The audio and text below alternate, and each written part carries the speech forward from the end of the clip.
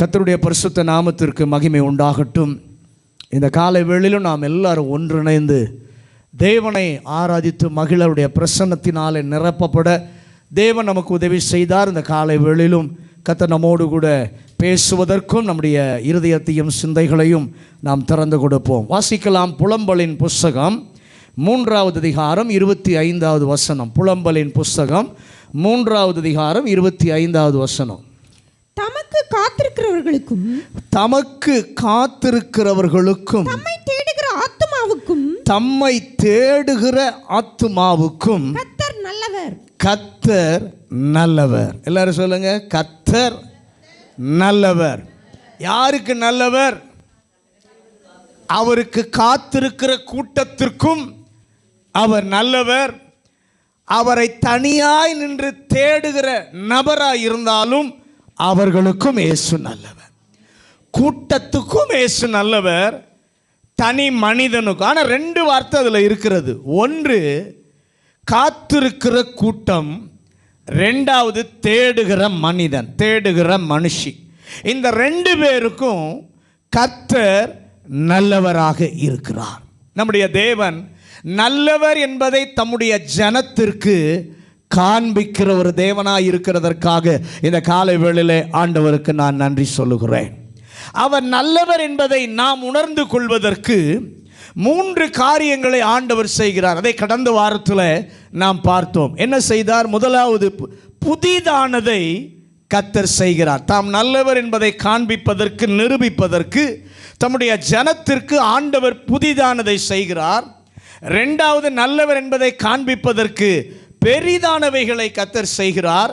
3வது, நல்லதையே கர்த்தர் தம்முடைய பிள்ளைகளுக்கு செய்கிறார். நல்லது என்று சொல்லக்கூடிய இந்த சூழ்நிலை வந்தது, எனக்கு நல்லது, இந்த காரியம் என்னுடைய வாழ்க்கையில் நடந்தது நல்லது என்று சொல்லுகிற அந்த 3 அனுபவங்களுக்குள்ளே கர்த்தர் நம்மை நடத்தி அவர் நல்லவர் என்பதை ஆண்டவர் நிரூபிக்கிறார். அல்லேலூயா.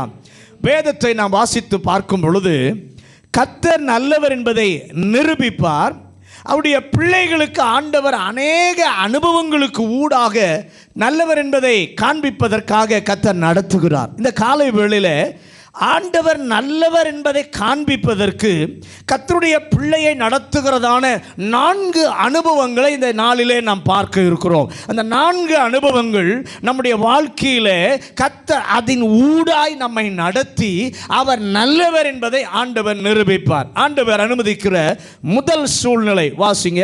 34வது சங்கீதம் 8வது வசனம். கர்த்தர் நல்லவர் என்பதை ருசித்து பாருங்கள்.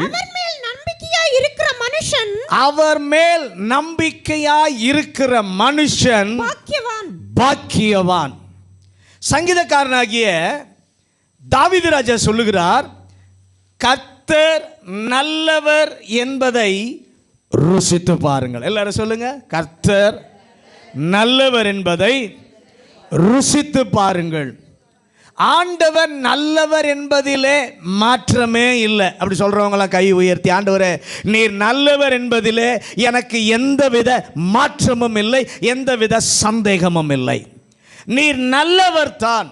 ஆனால் நான் கர்த்தர் நல்லவர் என்று சொல்ல வேண்டுமானால் கர்த்தர் நல்லவர் என்பதை நான் ருசித்திருக்க வேண்டும்.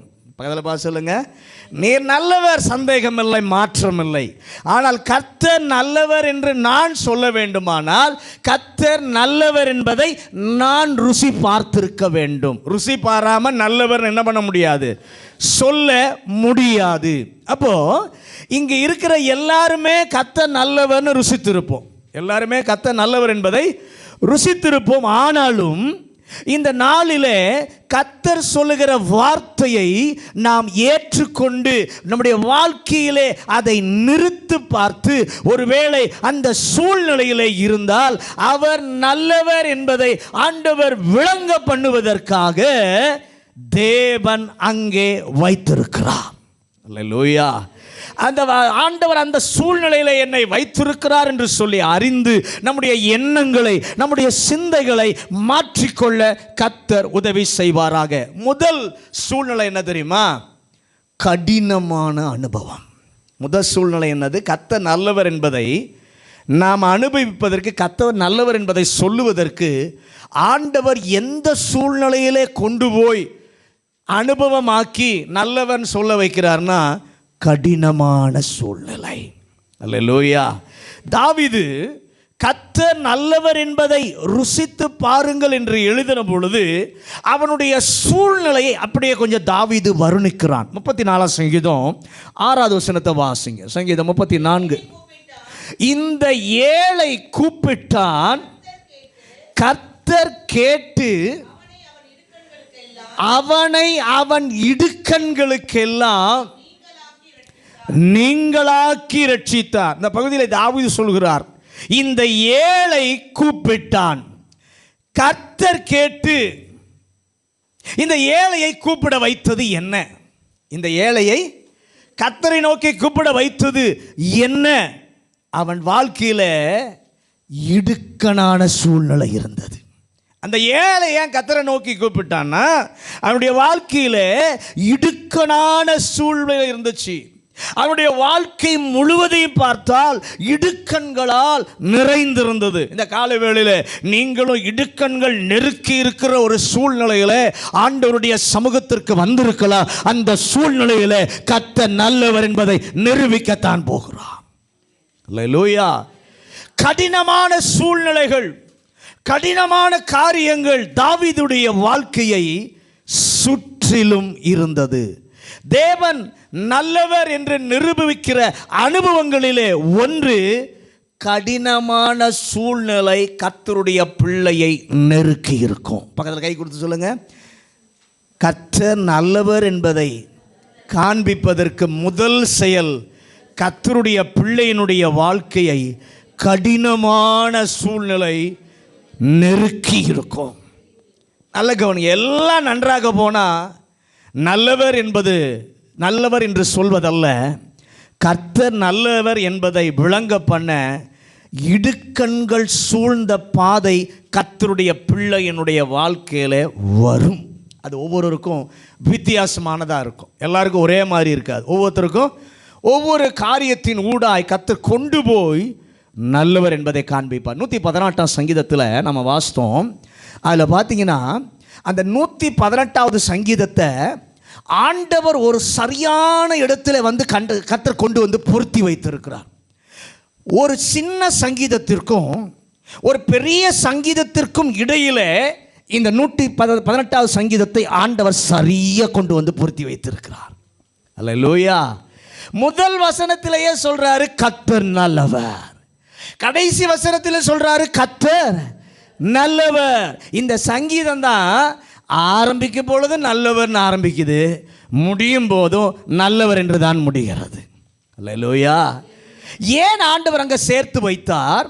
அந்த சங்கீதத்தில் நல்லவர் என்று சொல்ல வைத்ததான தேவன் தாவீது இருந்த சூழ்நிலை இந்த காலை வேளையிலே கொஞ்சம் பார்க்கும்படி கேட்கிறேன். 118ஆம் சங்கீதம் 5வது வசனத்தை வாசிங்க. கர்த்தரை நோக்கி கூப்பிட்டேன், நெருக்கத்திலிருந்து கர்த்தரை நோக்கி கூப்பிட்டேன், கர்த்தர் என்னை கேட்டருளி விசாலத்திலே வைத்தார். அங்க தாவீது சொல்றாரு, நான் நெருக்கத்தில் இருந்தேன். கடின சூழ்நிலைகள் அப்படின்னா என்ன அர்த்தம்? என்ன என்றால் 34ஆம் சங்கீதத்தினுடைய தலைப்பை கொஞ்சம் வாசிங்க. சங்கீதம் 34. தாவீது அபிமெலேக்குக்கு முன்பாக வேஷம் மாறின போது அவனால் துரத்தி விடப்படுகிற பாடின சங்கீதம். தலைப்பை பார்த்தா ஆகீஸ் என்கிற ஒரு ராஜாவுக்கு முன்பாக தாவீது வேஷம் மாறுகிறான். வேஷம் மாறுவது எதற்கு? தப்பிக்கொள்வதற்காக, பிழைத்து கொள்வதற்காக வேஷம் மாறுகிறான். ராஜா அவனை துரத்தி விடுகிறார். துரத்தி விடும்போது தாவீது சொல்கிறார், கர்த்தர் நல்லவர் என்பதை ருசித்து பாருங்க. அல்லேலூயா. நீங்கள் 1 சாமுவேல் 21 அதிகாரம் 10-15 வரைக்கும் வாசிக்க கேளுங்க. 1 சாமுவேல் 21 அதிகாரம் 10-15 வசனங்கள். அன்றைய தினம் தாவீது எழுந்து சவுலுக்கு தப்பி ஓடி காத்தின் ராஜாவாகிய ஆகீசினிடத்தில் போனான். அவனை பார்த்து தேசத்து ராஜாவாகிய தாவீது இவன் அல்லவோ, சவுல் கொன்றது 1000, தாவீது கொன்றது 10,000 என்று இவனை குறித்தல்லவோ ஆடல் பாடலோடு கொண்டாடினார்கள் என்றார்கள். இந்த வார்த்தைகளை தாவீது தன் மனதிலே வைத்துக்கொண்டு காத்தின் ராஜாவாகிய ஆகீசுக்கு மிகவும் பயப்பட்டு அவர்கள் கண்களுக்கு முன்பாக தன் முகநாடியை வேறுபடுத்தி அவர்களிடத்தில் பித்தம் கொண்டவனை போல காண்பித்து வாசற் கதவுகளிலே பீறி கொண்டிருந்து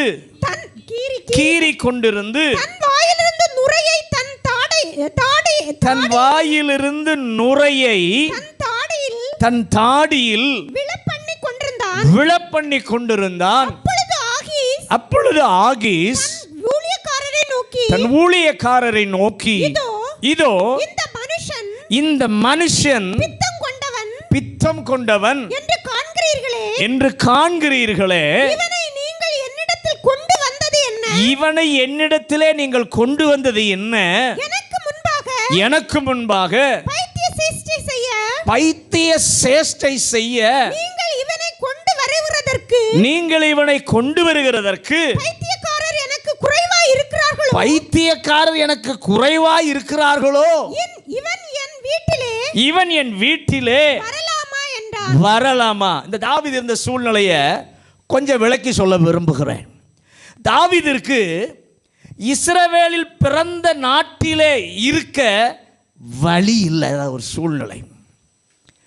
அப்ப நல்லா கவனிங்க, உயிருக்கு ஆபத்து, உயிருக்கு பயந்து அவன் ஓடி போகிறான். போனதற்கு முன்பு பிரதான ஆசாரியனை பார்த்து பேசுகிறான். தாவீது பசியோடு போகிறான்.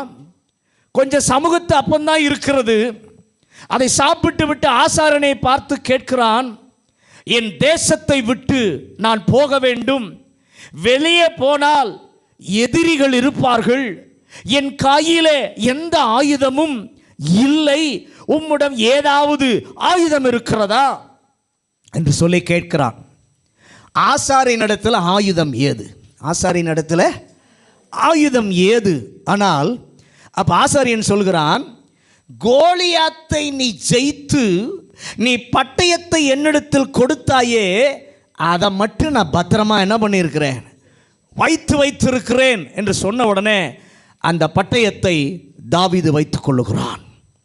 வாங்கும்போது தாவீது சொல்கிறான், அந்த பட்டயத்திற்கு நிகராக எந்த பட்டயமும் கிடையாது, அது எனக்கு போதும், எவருக்குமே இந்த ஆயுதம் கிடையாது, எனக்கு இது போதும், இது இருந்தால் இதை வைத்து எதையும் நான் சாதித்து விடுவேன், எதையும் நான் சாதித்து விடுவேன், என்னால் முடியும் என்று நினைத்து தான் போறான். போகும்போது இப்ப வாசிங்க 21 அதிகாரம் 12 வசனத்தை வாசிங்க. 1 சாமுவேல் 21:12. இந்த வார்த்தைகளை தாவீது தன் மனதிலே வைத்து மிகவும் பயப்பட்டு, நல்ல கவனி, இந்த பட்டயம் இருந்தா போதும், இதை வச்சு நான் என்ன பண்ணிடுவேன், எதையும் செஞ்சிருவேன்னு நினைச்சிட்டு போனவன் வார்த்தை சொல்லுகிறது, தாவீது மிகவும் பயப்பட்டு.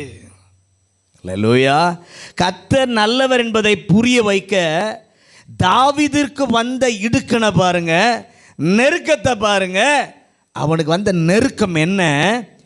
இது இருந்தால் சமாளித்து விடலாம், இது இருந்தால் மேற்கொண்டு விடலாம் என்று எனக்கு இருக்கிறது என்று நினைத்தால் போன இடத்துல இருந்தது பயன்படவே இல்லை. பக்கத்தில் பார்த்து சொல்லுங்க, எனக்கு இருக்கு, படிப்பு இருக்கு, அறிவு இருக்கு, ஞானம் இருக்கு, பணம் இருக்கு, வசதி இருக்குன்னு நினைச்சு போனா இருக்கிற அது பயன்படவே படாது. அல்லேலூயா. போன இடத்துல அது பயன்படவே இல்லை. பல நேரத்தில் எல்லாம் இருக்கும், எல்லாரும் நம்மோடு கூட இருப்பார்கள், ஆனால் நாம் மட்டும் தனிமையை உணர்ந்து கொண்டிருப்போம். குடும்ப உறவினர்கள் இருப்பாங்க, குடும்ப நண்பர்கள் இருப்பாங்க, எல்லாரும் கூட தான் இருக்கிறாங்க, ஆனால் நாம் மட்டும் தனிமையை என்ன பண்ணியிருப்போம், உணர்ந்து கொண்டிருக்கிறோம். ஒருவேளை எல்லா வசதிகளும் நமக்கு இருக்கும், இருக்கிற அதாவது எல்லாம் இருக்கும், அனைத்து இருக்கும், இருப்பதை வைத்து ஒன்றுமே செய்ய முடியாத ஒரு நிலை வரும். அல்லேலூயா. தெரிந்திருக்கும், நமக்கு ஞானம் இருந்திருக்கும், அறிவு இருக்கும், ஆனால் ஒன்றுமே பயன்படுத்த முடியாது, ஒன்றுமே பயன்படுத்த முடியலை, இக்கட்டு நெருக்கி இருக்கும். அதுதான் தாவீதிற்கு இருந்த சூழ்நிலை. அல்லேலூயா. இருந்தும் பயன்படாத ஒரு சூழ்நிலை. அந்த நேரத்தில் அவசரத்தில் ஓடி போனவன் எந்த ஊருக்கு தெரியுமா வந்தான்? 1 சாமுவேல் 21:10 வாசிங்க. அன்றைய தினம் தாவீது எழுந்து சவுலுக்கு தப்பி ஓடி காத்தின் ராஜாவாகிய ஆகீசிடத்தில் போனான். நல்ல கவனிங்க, காத் ஊருக்கு வந்துட்டான். வந்த வேகத்தில் தப்பி ஓடலான்னு எந்த எதிரியை கொண்டானா அதே ஊருக்கு வந்திருக்கான். காத்து ஊருக்கு என்ன பண்ணியிருக்கிறான்? வந்திருக்கான். காத்து ஊர் தான் கோலியாத் பிறந்த ஊர். காத்து ஊர் தான் கோலியாத் பிறந்த ஊர். எவனை கொன்றானோ அவன் தெரிந்து கொண்டு அந்த இடத்திற்கு போகவில்லை. நல்ல கவனி, அவன் தெரிந்து கொண்டு அந்த இடத்திற்கு போகவில்லை. அங்கே இருக்கிற எல்லாருக்கும் இவனை நல்லா தெரியும். அங்கே இருக்கிற எல்லாருக்கும் இவனை நல்லா தெரியும். அவங்க சொல்றாங்க, இவன் தான் நம்ம வீரனை கொன்றவன், இவன் தான் நம்முடைய வீரனை கொன்றவன் என்று அங்கு போன போதுதான் தெரிந்தது. நீங்க 1 சாமுவேல் 21:11 வாசிங்க. இப்போ ஆகீசின் ஊழியக்காரர் அவனை பார்த்து தேசத்து ராஜாவாகிய தாவீது இவன் அல்லவோ, சவுல் கொன்றது 1000, தாவீது கொன்றது 10,000 என்று இவனை குறித்தல்லவோ ஆடல் பாடலோடு கொண்டாடினார்கள். அங்க ஜனங்க ராஜாவாகிய ஆகீசுக்கு சொல்றாங்க, இந்த தாவீதை குறித்து தான் அன்னைக்கு சொன்னாங்க, சவுல் கொன்றது 1000, தாவீது கொன்றதோ 10,000 என்று சொல்லி பாடினார்கள். சூழ்நிலையை பாருங்க, தாவீது கொன்றது 10,000 என்று சொல்வது பாராட்டுதற்குரியது. 10,000 கொன்றான் என்பது பாராட்டப்படத்தக்கது, நல்லது, மகிழ்ச்சிக்குரியது. ஆனால் இன்றைக்கு, அது அன்னைக்கு ஒரு நாள், ஆனால் இன்னைக்கு காலத்தில் பார்க்கும் பொழுது அவனுடைய ஸ்ட்ரென்த்தாக இருந்தது, ஒரு காலத்தில் வலிமையாக இருந்தது. அது தாவீது சவுல் கொன்றது 1000, தாவீது கொன்றது 10,000, ஸ்ட்ரென்த்தாக இருந்துச்சு, வலிமையாக இருந்துச்சு. ஆனால் இப்போது அதே ஸ்ட்ரென்த்து கண்ணியாய் மாறிவிட்டது. அதே ஸ்ட்ரென்த் எப்படி மாறிடுச்சு? கண்ணியாய் முடிகிறது. இஸ்ரவேலில் இருப்பவர்கள் 10,000 என்றது பாராட்டுக்குரியதாக இருந்துச்சு.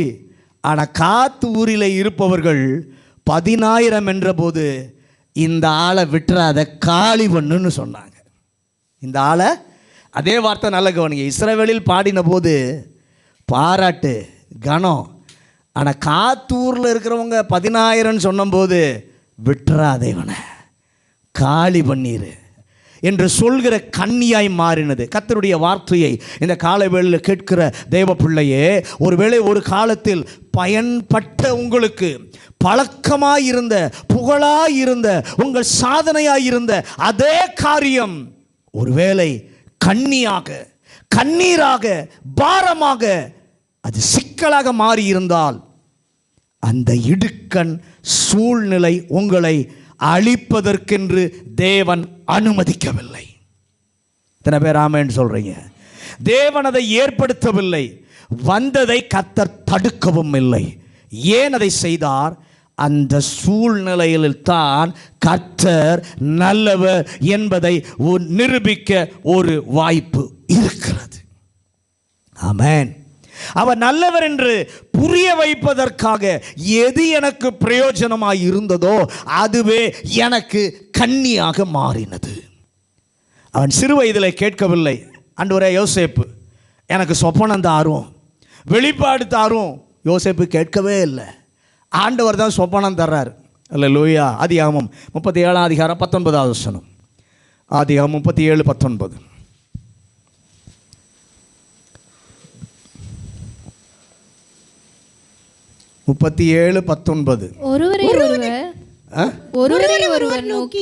ஒருவரை ஒருவர் நோக்கி இதோ சொப்பனக்காரன். அல்ல கவனி, அவன் சகோதரருக்கு ஆகாரம் கொடுப்பதற்காக தகப்பனாலே அனுப்பப்பட்டான். இவனை தூரத்தில் வரதை பார்த்த உடனே சகோதரர்கள்லாம் சொல்கிறாங்க சொப்பனக்காரன் வரான். ஆண்டவரே, ஒரு காலத்தில் சொப்பனம் எனக்கு நீர் கொடுத்தது ஆசீர்வாதம் தான். எனக்கு சொப்பனம் கொடுத்தது ஆசீர்வாதம் தான். ஆனால் சொப்பனமே குழியில் போவதற்கு காரணமாய் மாறிட்டு, நீர் கொடுத்த தரிசனமே குழியில் போவதற்கு காரணமாய் கண்ணியாக மாறிவிட்டது. சொப்பனக்காரன் வருகிறான் என்று சொல்லி அவனை கீழே தள்ளினார்கள். உங்களுக்கு ஸ்ட்ரென்த்தாக எந்த காரியம் இருந்ததோ அதே காரியம் உங்கள் வாழ்க்கையில் கண்ணீர் வடிப்பதாக இருக்கலாம். ஆனால் இந்த காலைவேளை கவனமாய் கர்த்தருடைய வார்த்தையை கடைசி வரை கேளுங்கள். இப்படிப்பட்ட நேரம் இருக்கும்போது ராஜாவாகிய ஆகீசுக்கு முன்னாலே திடீரென்று தாவீது ஒரு யுக்தியை கையாளுகிறான். திடீரென்று ஒரு யுக்தியை கையாளுகிறான். அவன் செய்தது பைத்தியக்காரனை போல நடிக்கிறான். பைத்தியக்காரனை போல நடிக்கிறான். கத்தியை வச்சு கதவை கீறிக்கிட்டு இருக்கிறான். கத்தியை வச்சு இந்த கத்தியை எடுத்துகிட்டு போனான் பாருங்க, இது எனக்கு போதும், இதை வச்சு எல்லாத்தையும் செஞ்சு எடுத்துகிட்டு போனான் பாருங்க. அதை வச்சு எதைக்கிறான்? கதவை என்ன பண்ணிட்டு இருக்கிறான்? கீறி கொண்டு மிகவும் அவலட்சணமாக ஒரு பைத்தியக்காரனை போல நடக்கிறான். இப்படியும் கள்ளத்தனம் பண்ணலாமா பாஸ்டர்? இப்படியும் கள்ளத்தனம் பண்ணலாமா பாஸ்டர் என்று ஒருவேளை நாம் நினைக்கலாம். பின்பதை நான் விளக்குகிறேன். பொதுவாக 2 நாடுகளுக்கிடையே நெருக்கடியான யுத்தம் இருக்கும்போது சில உளவாளிகள் என்ன பண்ணுவாங்கன்னா, தங்களை பைத்தியக்காரர் போல காண்பித்து கொண்டு போவார்கள்.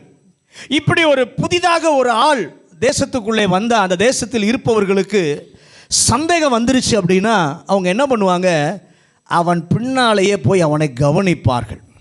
பின்னாலே போய் என்ன பண்ணுவாங்க, அவனை கவனிப்பார்கள். என்ன செய்கிறான், எங்கே போகிறான், என்ன செய்கிறான் என்பதை அவர்கள் பார்த்து கொண்டிருப்பார்கள்.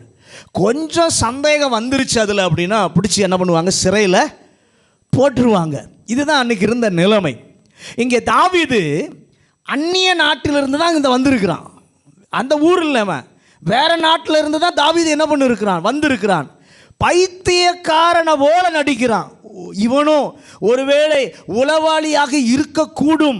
இயல்பாக என்ன நடந்திருக்கணும்னா, ராஜா இவனை பிடிச்சி சிறையில் என்ன பண்ணுங்க, வையுங்க, கொஞ்ச நாள் இவனை கவனிங்க, உண்மைதானா என்று சொல்லி கண்டுபிடிப்போம் என்று சொல்லி சிறைச்சாலையில் வைத்திருக்க வேண்டும். ஆனால் அந்த நேரத்தில் தப்புவதற்கு தாவீதிற்கு வழியே இல்லை.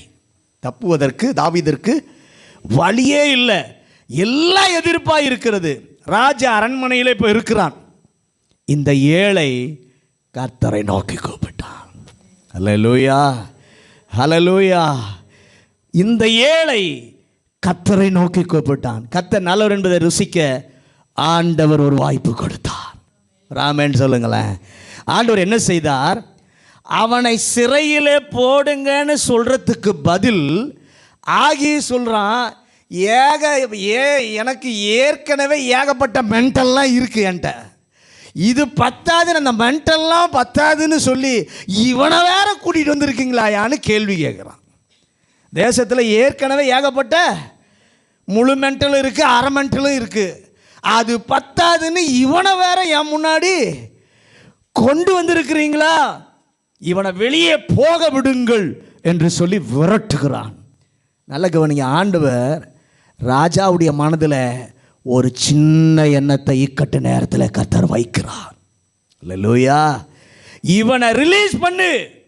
தாவீது தனக்காக பேசவே இல்லை, தாவீதிற்கு அனுகூலமாகவும் யாரும் பேசவில்லை. அவனுக்கு மிகவும் இடுக்கமான ஒரு சூழ்நிலையிலே அவன் சிக்கி இருக்கிறான். தப்ப வழியே இல்லாத சூழ்நிலையிலே அவன் இருக்கிறான்.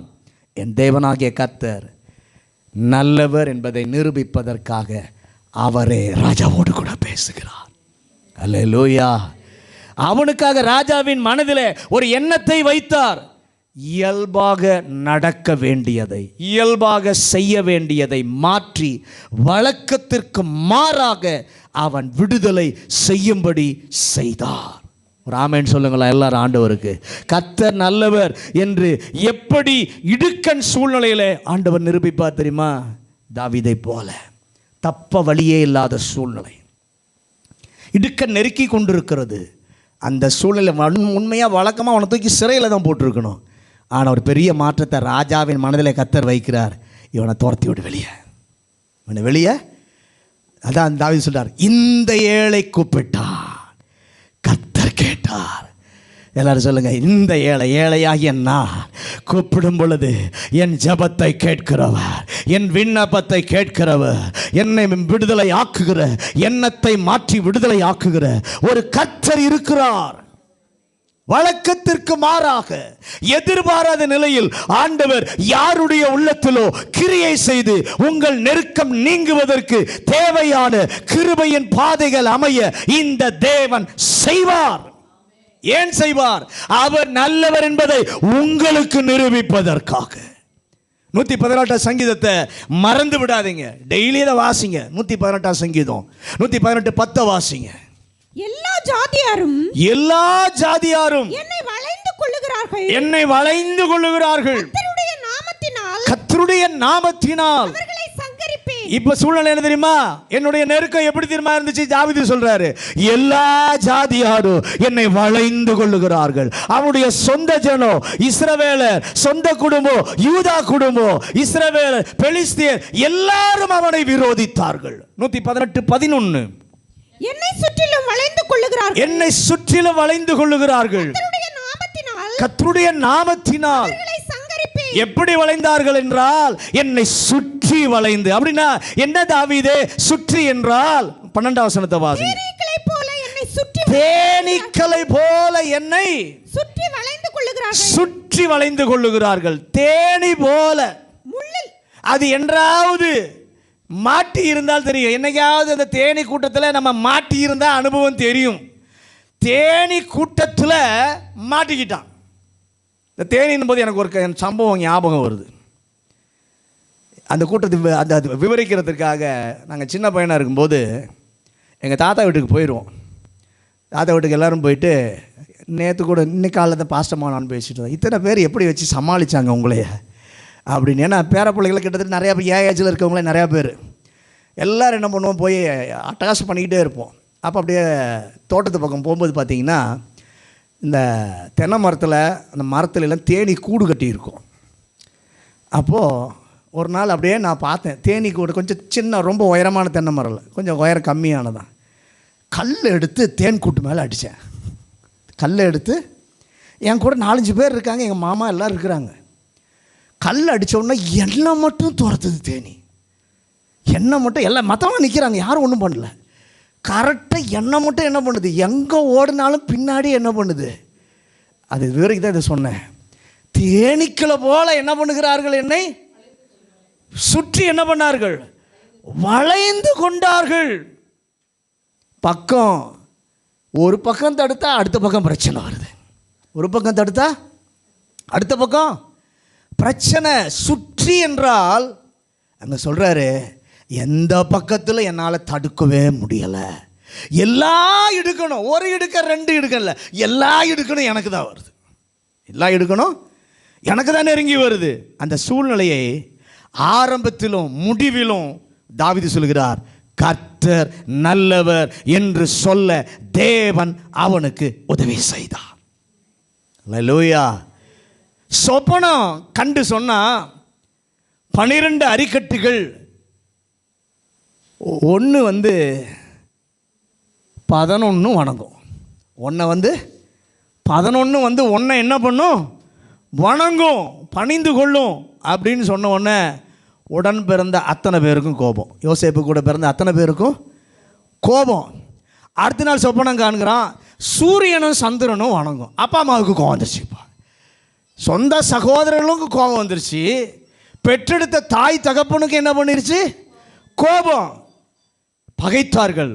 கூட பிறந்தவங்களும் பகைச்சாங்க, அப்பா அம்மாவும் பகைச்சாங்க. ஆனால் போன இடத்துல யாருக்கு நன்மையாக இருந்தான்? போத்திபாருக்கு நன்மையாக இருந்தான். போத்திபாருக்கு நன்மை தான் செஞ்சான். போத்திபாரும் அவனை பகைத்தான். சகோதரர்கள் பகைத்தார்கள் சரி, அம்மா அப்பா பகைத்தார்கள் சரி, போன இடத்துல நன்மை செஞ்சால் போத்திபாரு என்ன பண்ணுகிறான்?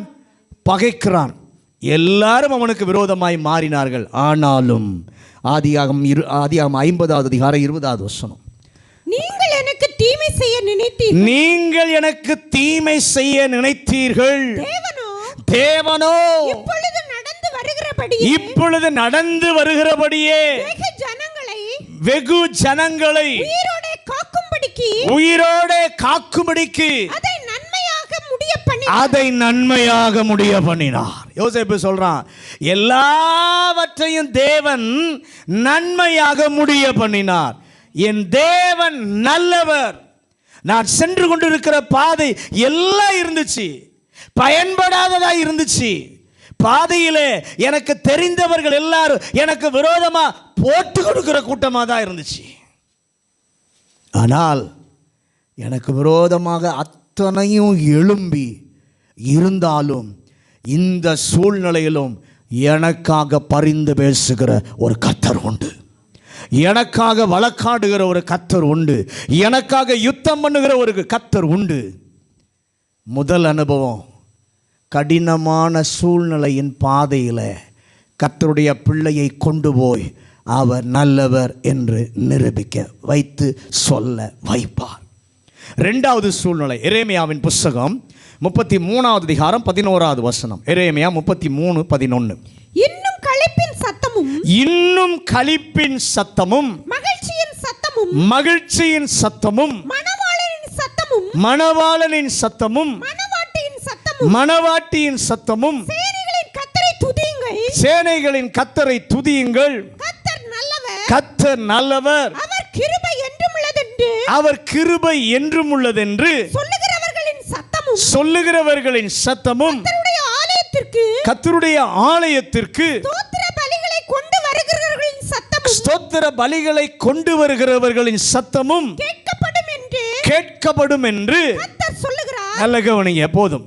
2வது சூழ்நிலை, எந்த சூழ்நிலையில கர்த்தர் கொண்டு போய் நல்லவர் என்று சொல்ல வைக்கிறார் என்று சொன்னால், அனைத்தும் எதிராக இருக்கிற சூழ்நிலை. முதலாவது சூழ்நிலை, இக்கட்டின் நடுவிலே கர்த்தர் கொண்டு போய் தம்முடைய பிள்ளையை நல்லவர் என்று சொல்லி கர்த்தர் சொல்ல வைக்கிறார். 2வது, அனைத்தும் எல்லாமே எதிராக இருக்கிற ஒரு சூழ்நிலையிலே கொண்டு போய் கர்த்தர் நல்லவர் என்று சொல்லி சொல்ல வைக்கிறார். இங்கே ஆண்டவர் எரேமியாவின் மூலமாக இஸ்ரவேலுக்கு ஆண்டவர் ஒரு வாக்குத்தத்தம் பண்ணுகிறார்.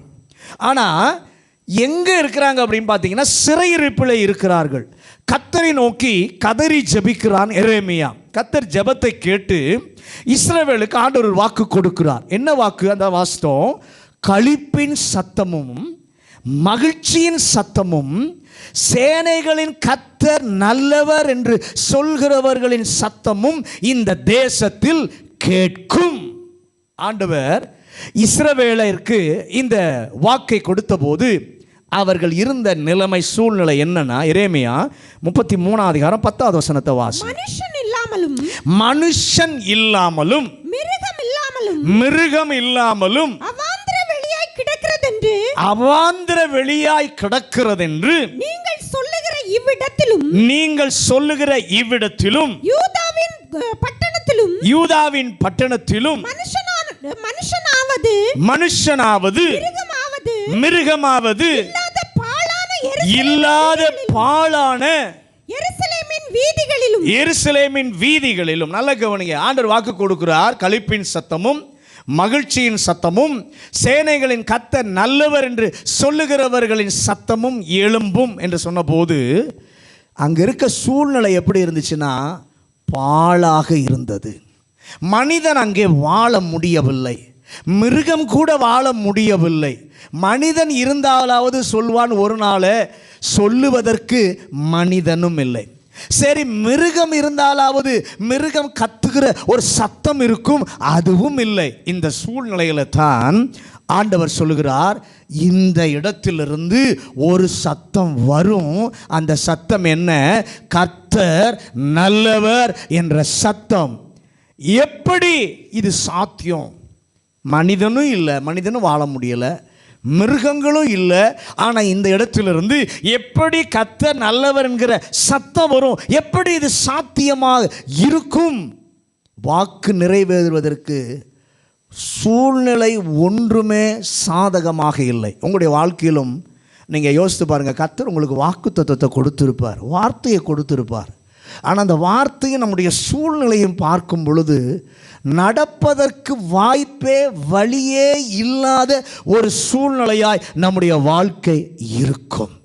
எல்லா ஆண்டவர் உங்களுக்கு கொடுத்த அந்த வாக்குத்தத்தம் நிறைவேறுவதற்கு எதிர்ப்பான ஒரு சூழ்நிலையாய் இருக்கும்.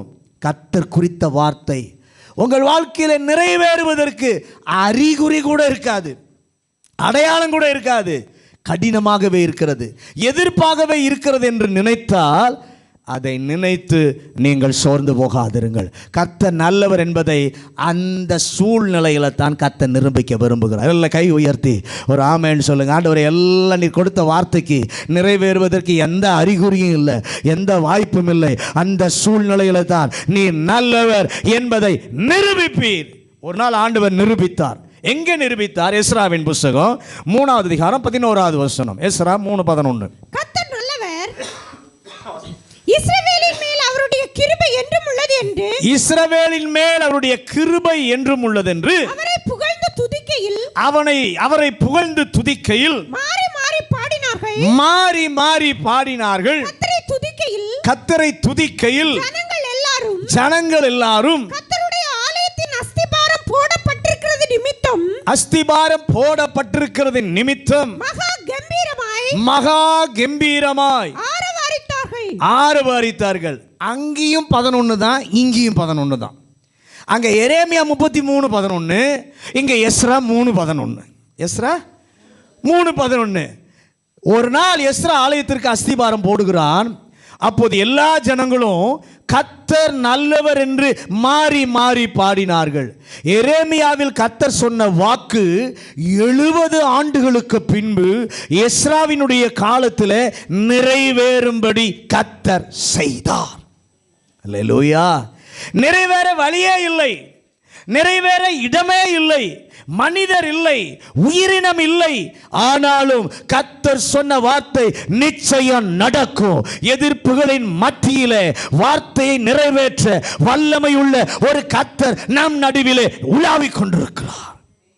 நீர் பேசினது உண்மைதான், நீ தந்த வார்த்தை உண்மைதான், ஆனால் அதற்கு நடப்பதற்கு எந்த அறிகுறியும் இல்லை என்று புலம்புகிற தேவ பிள்ளையே, கர்த்தருடைய சமூகத்திலே உறுதியாய் இருக்க கர்த்தர் காலைகளிலே கிருபை தருவாராக.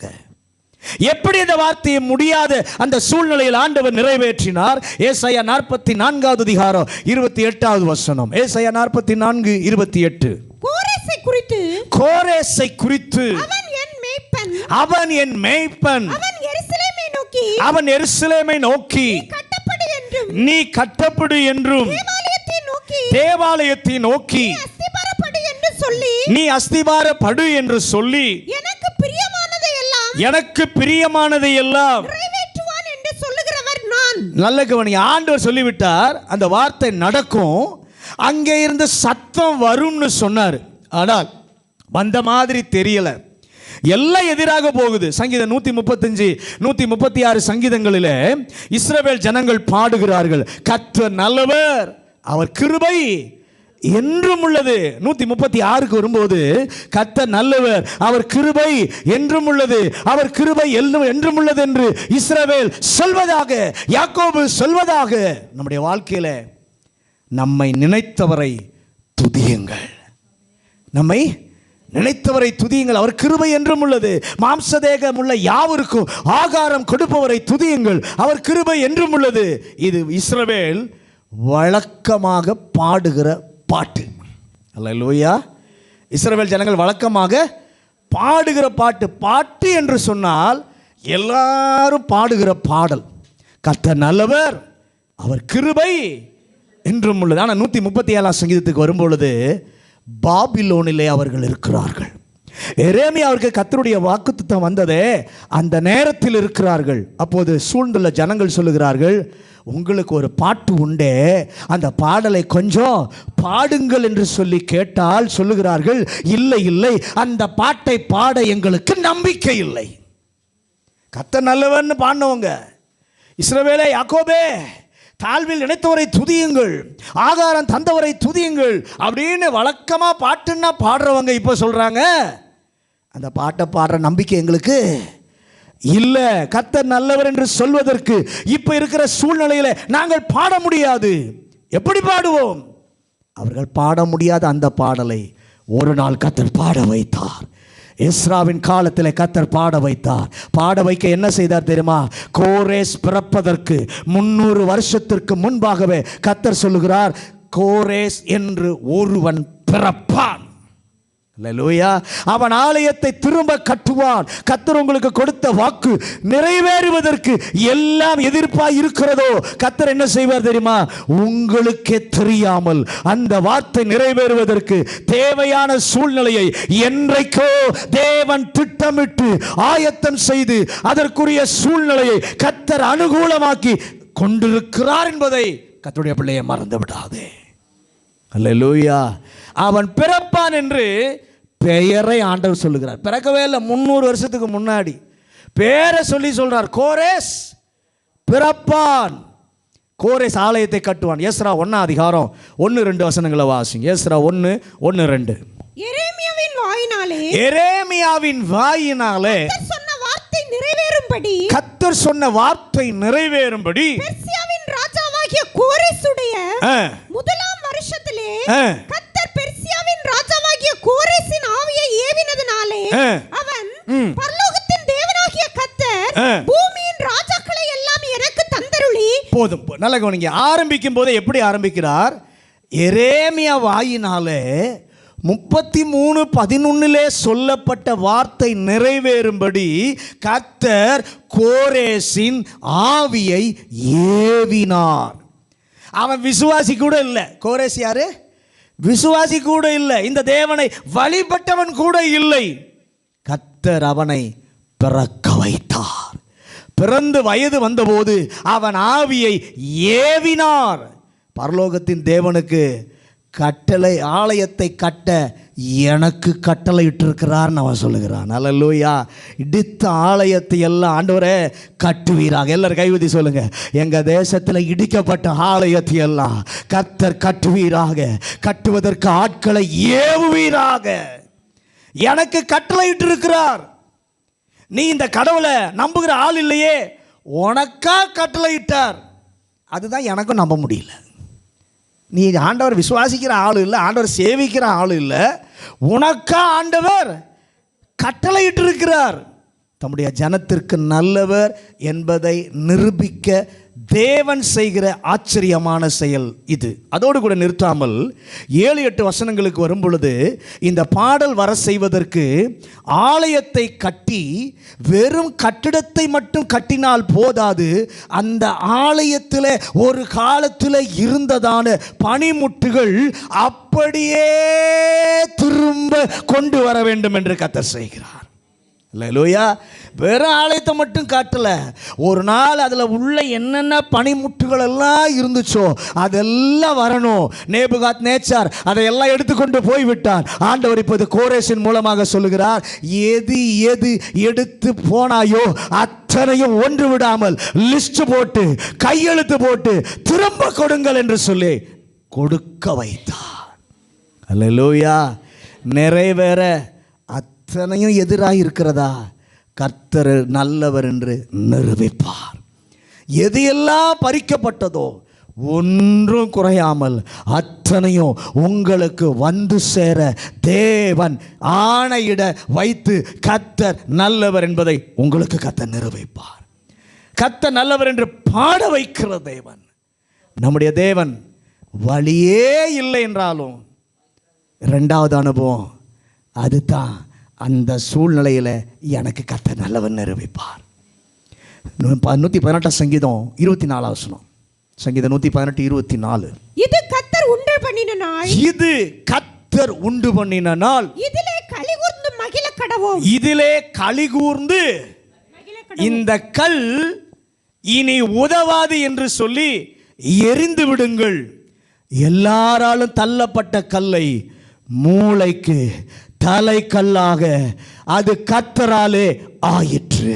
நம்முடைய கண்களுக்கு ஆச்சரியமாய் இருக்கிறது. இதை செய்தவுடன் சங்கீதக்காரன் பாடுகிறான், கர்த்தர் நல்லவர்.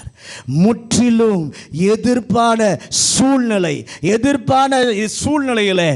எதிர்பாராததை செய்து அற்புதமாய் நல்லவர் என்பதை நிரூபிக்கிற தேவன். ரோமர் 4 அதிகாரம் 18வது வசனத்தை 23வது வசனத்தை வாசி. ரோமர் 4வது அதிகாரம் 18வது வசனம் 23வது வசனம். உன் சந்ததி இவ்வளவாய் இருக்கும் என்று, உன் சந்ததி இவ்வளவாய் இருக்கும் என்று சொல்லியபடியே தான் அநேக ஜாதிகளுக்கு தகப்பனாவதை நம்புகிறதற்கு ஏதுவில்லாதிருந்தும் அதை நம்பிக்கையோடே விசுவாசித்தான். ஆண்டவர் சொன்னார், உன் சந்ததியை ஆசீர்வதித்து பெருக செய்வேன், உன் சந்ததிக்குள் எல்லா வம்சங்களும் ஆசீர்வதிக்கப்படும். கர்த்தரை சொன்ன பொழுது நம்புவதற்கு ஏது இல்லை. சத்தம் வரும் என்று சொன்னபோது நம்புவதற்கு வழி இல்லை. கர்த்தர் வசனத்தை கொடுத்த போது ஆபிரகாமுடைய சரீரம் செத்ததாய் இருந்தது, சாராளின் கர்ப்பம் செத்து போனதாய் இருந்தது. நல்ல கவனிய, அந்த சூழ்நிலையில தான் தேவன் விசுவாசத்தோடு இருந்த ஆபிரகாமுக்கு நல்லவர் என்று சொல்லி கர்த்தர் நிரூபிப்பார். முற்றிலும் எதிரான சூழ்நிலையில் நல்லவர் என்பதை கர்த்தர் நிரூபிப்பார். முழங்காற்படி இல்லாமா? நேராயிற்று. ஆண்டவர் நல்லவர் என்பதை நிரூபிப்பதற்கு தம்முடைய பிள்ளைகளை 4 வித சூழ்நிலையில் கர்த்தர் கொண்டு போய் நல்லவர் என்பதை நிரூபிக்கிறார். முதலாவது சூழ்நிலை முற்றிலும் இடுக்கனான சூழ்நிலை. எந்த பக்கம் திரும்பினாலும் இடுக்கன். தாவீதுடைய வாழ்க்கையில் அப்படி இடுக்கங்கள், நெருக்கங்கள் இருந்த சூழ்நிலையில் தாவீதை சொல்ல வைக்கிறார், இந்த ஏழை கூப்பிட்டான், கர்த்தர் கேட்டு அவனுக்கு பதில் கொடுத்தார். இடுக்கண்கள், நெருக்கங்கள் இருந்தாலும் அந்த சூழ்நிலையில் கர்த்தர் நல்லவர் என்பதை தம்முடைய பிள்ளைகளுக்கு கர்த்தர் காண்பிக்க விரும்புகிறார். 2வது சூழ்நிலையை பார்க்கும் பொழுது எல்லாமே எதிராக இருக்கிற சூழ்நிலை, முற்றிலும் எல்லாம் எதிராக இருக்குது. ஆண்டவர் வாக்குத்தத்தம் கொடுக்கிறார். ஆனால் வாக்குத்தத்தம் கொடுத்தது நல்லது. வாக்குத்தத்தம் நிறைவேறதற்கு வழி இல்லை, வாய்ப்பு இல்லை. எல்லாம் பாழாக இருக்குது. மனிதனும் வாழ முடியலை, மிருகமும் வாழ முடியலை. ஆனால் கர்த்தர் சொன்ன வார்த்தை ஒரு நாளும் பொய் சொல்லாது. எரேமியா 33:11 சொன்னவர் எஸ்ரா 3:11 சொல்கிறாரு, எரேமியா சொன்ன வாக்கு 70 ஆண்டுகளுக்கு பின்பு எஸ்ராவின் காலத்தில் நிறைவேறும்படி செய்தார். மனிதர் இல்லாமல் இருந்தாலும், உயிரினம் இல்லாமல் இருந்தாலும், நடக்க வாய்ப்பே இல்லை என்ற சூழ்நிலையில் இருந்தாலும் உறுதியாக இருக்க எனக்கு ஒரு கிருபை தாரும். எரேமியாவில் சொன்ன வார்த்தையை எஸ்ராவின் காலத்தில் சத்தத்தை கேட்க பண்ணினீரே, அதே தேவன் எங்களுடைய தேவனாக இருக்கிறீர் ஆண்டவரே. உம்மை நன்றியோடு துதிக்கிறோம். எல்லாரும் சொல்லுங்க, ஆண்டவரே இனி உதவாது என்று எங்களை எரிந்திருந்தாலோ, எல்லாராலும் தள்ளப்பட்ட கல்லாய், உதவாத கல்லாய் இருந்தாலோ மூளைக்கு தலைக்கல்லாக மாற்றுகிற ஒரு கர்த்தர் இருக்கிறீர். சங்கீதக்காரன் பாடுகிறான், கர்த்தர் நல்லவர். எப்போ பாடினார்? முற்றிலும் எதிர்ப்பான சூழ்நிலையில் எதிர்பாராததை செய்து அற்புதமாய் நிரூபிக்கிற தேவன் தாவீதிற்கு தம்மை வெளிப்படுத்தினார். கர்த்தர் நல்லவர். ஆபிரகாமுக்கு கர்த்தர் வாக்கு கொடுத்த போது நம்புவதற்கு வழியே இல்லை. ஆபிரகாம் சரீரமும் செத்து போயிற்று, சாராளுடைய கர்ப்பமும் செத்து போயிற்று. அந்த சூழ்நிலையில் விசுவாசத்தோடு இருந்ததான ஆபிரகாமுக்கு நல்லவர் என்று சொல்லி கர்த்தர் நிரூபித்தார். உங்கள் விசுவாசத்தை விட்டுறாதீங்க. ஆபிரகாமுடைய வாழ்க்கை நடப்பதற்கு எந்த வழியும் இல்லை. ஏன்னா 2 சரீரமும் செத்துருச்சு. ஆனால் ஆபிரகாம் விசுவாசத்தோடு கர்த்தரை நம்பின அவனுக்கு கர்த்தர் நல்லவர் என்று சொல்லி நிரூபித்தார். எல்லா எதிரான சூழ்நிலை நடக்க வாய்ப்பில்லைன்னு நினைக்காதீங்க. அதன் நடுவிலே கர்த்தர் நல்லவர் என்பதை உங்களுக்கு நிரூபிப்பார். நல்லவர் என்று சொல்லி உங்களை பாட வைப்பார், உங்களை துதிக்க வைப்பார். கிருபையுள்ள ஆண்டவரே, இந்த நல்ல காலை வேளைக்காக நன்றி சொல்லுகிறோம். இந்த காலை வேளையிலும் ஆண்டவர் எங்களோடு கூட பேசி நம்முடைய வார்த்தைக்காக ஸ்தோத்திரம். கர்த்தர் நல்லவர். ஆண்டவரே, தேடுகிற கூட்டத்துக்கும் நல்லவர், உறுதியாய் பற்றி கொண்ட மனிதனுக்கும் நீ நல்லவர். எங்கள் ஜனங்களுக்கு நீ நல்லவர் என்பதை நிரூபிக்க விரும்புகிறீர். ஆனால் எந்த சூழ்நிலையிலே கொண்டு போய் கர்த்தர் நல்லவர் என்று சொல்லி துதிக்க வைக்கிறீர், பாட வைக்கிறீர் என்று சொன்னால், முதலாவது கடினமான நெருக்கமான சூழ்நிலைகளை கொண்டு போனாலும் நீ நல்லவர் என்பதை அங்கே எங்களுக்கு நிரூபிக்கிறீர். முற்றிலும் எதிர்ப்பான சூழ்நிலைகளுக்குள்ளே போனாலும், அங்கே வாய்ப்பே வழியே இல்லை என்ற நிலைமையில் இருந்தாலும் எங்கள் விசுவாசத்தை நாங்கள் விடாதிருக்க உதவி செய்யும். அந்த சூழ்நிலையிலும் கர்த்தர் நல்லவர் என்பதை எங்களுக்கு நிரூபிப்பீர். நாங்கள் கேட்கிற வார்த்தைகள் நடக்க வழியே இல்லை, வாய்ப்பே இல்லைன்னு சொல்லுகிற நிலைமையாக இருக்கலாம். ஆனால் நீர் விசுவாசித்து உம்மை பின்பற்றினால் நீர் நல்லவர் என்பதை நிரூபிப்பீர். சத்தம் வராத இடத்திலிருந்து ஆடல் பாடலின் சத்தத்தை கொண்டு வர, சேனைகளின் கர்த்தர் நல்லவர் என்று கொண்டு வர உம்மாலே ஆகும். நீர் அதை செய்வீராக. வசனம் கேட்ட ஒவ்வொரு பிள்ளைகளுடைய வாழ்க்கையிலும் இந்த சூழ்நிலையில் நடுவிலே கர்த்தர் நல்லவர் என்று சொல்ல வைப்பீராக. நீர் செய்து காண்பிக்க போகிற உம்முடைய மகாபெரிய கிருபைக்காக நன்றி சொல்கிறோம். இயேசுவின் அதிகாரமுள்ள நாமத்தில் ஜெபிக்கிறோம் நல்ல பிதாவே.